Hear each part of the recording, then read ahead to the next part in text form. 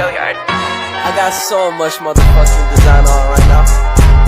Break it down, bring it back, make it clap. I got 3 old thoughts, new guap, wear that thing. Bitches on my line, and you know. Assalamualaikum warahmatullahi wabarakatuh. Perkenalkan, nama saya Spentahara, mahasiswa Universitas Islam Negeri Fatmawati Soekarno Bengkulu. Program studi Tadris Ilmu Pengetahuan Sosial. Baiklah, pada kesempatan kali ini saya akan menjelaskan mengenai konsep Bhinneka Tunggal Ika. Baiklah, langsung saja kita masuk ke pengertiannya. Pada poin pertama, yaitu apa yang dimaksud dengan penerapan Bhinneka Tunggal Ika. Bhinneka Tunggal Ika adalah moto nasional Indonesia yang menggambarkan semangat persatuan dalam keragaman. Fase ini diambil dari kitab kuno Indonesia yang disebut Sutasoma dan diterjemahkan sebagai berbeda-beda tetapi tetap satu. Pesan di balik Bhinneka Tunggal Ika adalah bahwa Indonesia adalah negara yang terdiri dari berbagai etnis, agama, budaya, dan suku yang berbeda, namun mereka bersatu sebagai satu kebangsaan. Jadi, Bhinneka Tunggal Ika mencerminkan keragaman budaya dan agama yang ada di Indonesia. Sementara Pancasila adalah panduan dan prinsip dasar yang digunakan untuk mengelola negara ini dengan damai, adil, dan sesuai dengan nilai-nilai kemanusiaan. Ide ini menekankan bahwa walaupun masyarakat Indonesia beragam, mereka harus bersatu dan hidup berdampingan dengan damai dan saling menghormati. Sedangkan untuk memberikan contoh konsep Bhinneka Tunggal Ika yang mencerminkan keragaman dalam masyarakat Indonesia, berikut beberapa contohnya. Yang pertama yaitu keragaman etnis. Indonesia memiliki lebih dari 700 kelompok etnis yang berbeda. Poin yang kedua, keragaman agama. Di Indonesia terdapat berbagai agama yang dianut meskipun beragam dalam keyakinan agama. Warga Indonesia hidup berdampingan dengan damai dan saling menghormati kebebasan beragama. Yang ketiga, bahasa dan dialek. Bahasa Indonesia adalah bahasa resmi negara, tetapi terdapat berbagai dialek dan bahasa daerah di seluruh Indonesia. Yang keempat, tradisi dan budaya. Setiap daerah di Indonesia memiliki tradisi, budaya, dan seni yang unik. Walaupun berbeda dalam bentuk dan ekspresi, tradisi ini memperkaya kekayaan budaya nasional. Yang kelima atau yang terakhir, makanan. Indonesia terkenal dengan keragaman masakan dan makanan khas di setiap daerah. Baiklah, masuk ke poin yang ke B, yaitu apa yang dimaksud dengan keragaman bahasa Indonesia. Keragaman bahasa Indonesia mengacu pada variasi dalam penggunaan bahasa Indonesia di seluruh wilayah Indonesia. Bahasa Indonesia adalah bahasa resmi negara dan digunakan secara luas di seluruh Indonesia. Tetapi karena negara ini terdiri dari berbagai suku, budaya, dan geografi yang beragam, terdapat berbagai dialek dan variasi dalam bahasa Indonesia yang digunakan di berbagai daerah. Keragaman bahasa Indonesia mencangkup perbedaan dalam pengucapan, kosakata, tata bahasa, dan gaya berbicara. Poin yang ketiga yaitu yang C, apa yang dimaksud dengan suku?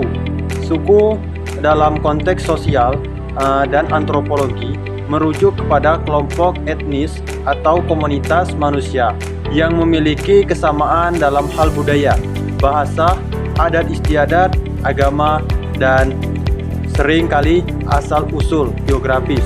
Suku-suku ini seringkali membentuk unit sosial yang bersifat tertutup dan memiliki identitas kolektif yang kuat.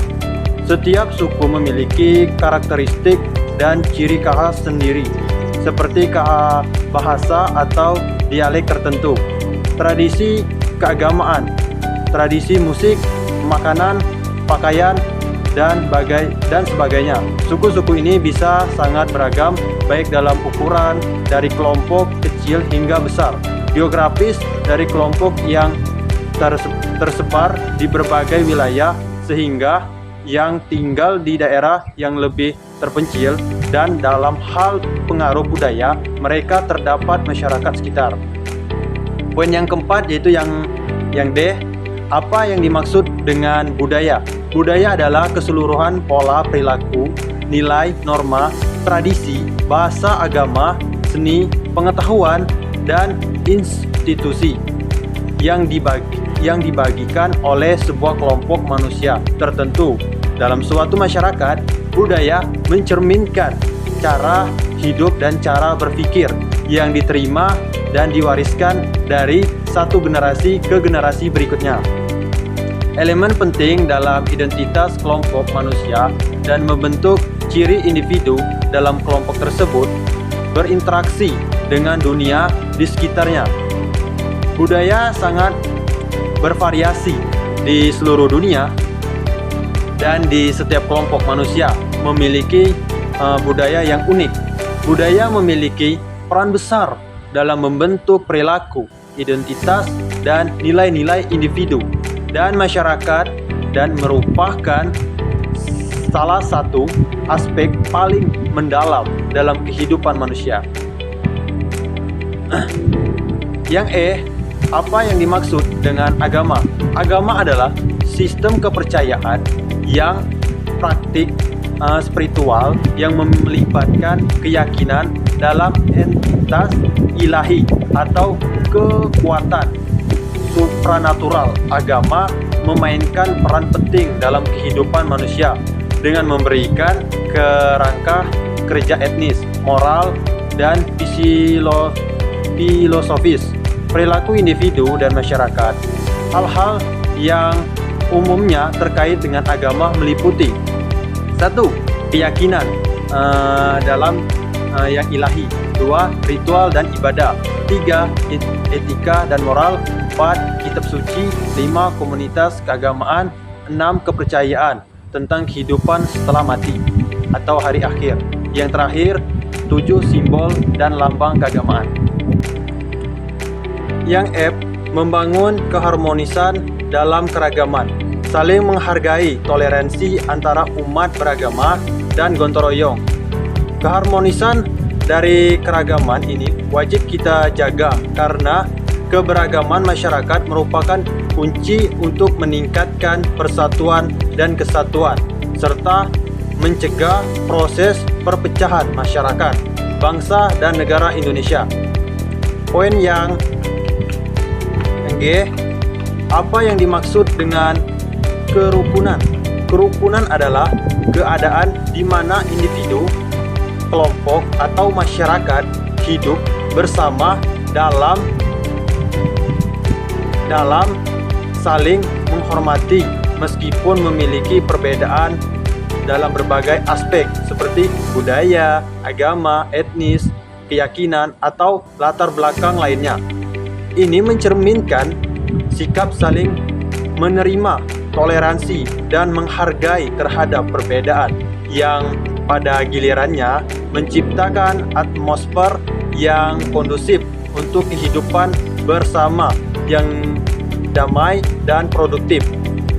Kerukunan sosial dapat mencangkup berbagai aspek, antara lain seperti 1. Agama, 2. Etnis dan kebangsaan, 3. Budaya, 4.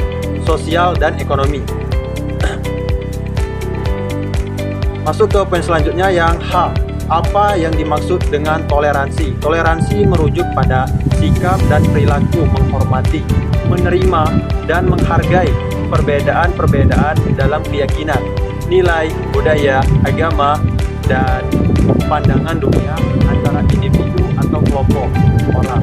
Ini adalah kemampuan untuk mengakui dan menghormati hak orang lain untuk memiliki keyakinan dan praktek yang berbeda, bahwa jika mereka berbeda dari keyakinan atau praktek pribadi kita sendiri, toleransi melibatkan beberapa poin. Yang pertama, penerimaan perbedaan. Yang kedua, kesediaan untuk belajar. Yang ketiga, menghormati hak asasi manusia. Yang keempat, mencegah konflik. Yang kelima, inklusivitas. Yang keenam, dialitas sosial. Masuk ke poin yang selanjutnya, yaitu I. Apa yang dimaksud dengan saling menghormati? Yaitu saling menghormati adalah sikap dan perilaku di mana individu atau kelompok masing-masing mengakui martabat dan nilai-nilai orang lain dan berinteraksi dengan cara yang mendukung rasa hormat terhadap mereka. Ini mencangkup penghargaan terhadap hak-hak, perasaan, keyakinan, dan perbedaan individu tanpa merendahkan atau merusak martabat mereka. Sedangkan untuk konsep saling menghormati melibatkan beberapa poin. Yang poin pertama yaitu beberapa elemen utama. Yang kedua, menghargai terhadap martabat individu. Yang ketiga, toleransi terhadap perbedaan. Yang keempat, kesediaan untuk mendengarkan. Yang kelima, kesopanan dan etika. Yang keenam, sikap terbuka dan kesediaan untuk belajar. Poin yang selanjutnya yaitu masuk yang ke materi ke-J, yaitu apa yang dimaksud dengan bekerja sama atau gotong royong. Bekerja sama atau gotong royong adalah konsep di mana individu atau kelompok bekerja sama untuk mencapai tujuan sama atau mengatasi tantangan bersama. Ini melibatkan kolaborasi, saling membantu, dan berbagai sumber daya atau upaya dengan tujuan mencapai hasil yang lebih daripada yang bisa dicapai dengan individu tersebut. Beberapa ciri utama dari bekerja sama atau gotong royong adalah yang pertama, menciptakan kolaborasi. Yang kedua, saling membantu satu sama lain. Yang ketiga, tujuan bersama. 4. Membangkitkan sumber daya. Yang kelima, salah satunya yang bersifat positif. Mungkin hanya itu saja yang dapat saya sampaikan. Jika ada salah kata atau salah dalam menjelaskan, mohon dimaafkan. Saya akhiri. Wabillahi taufiq wal hidayah. Wassalamualaikum warahmatullahi wabarakatuh.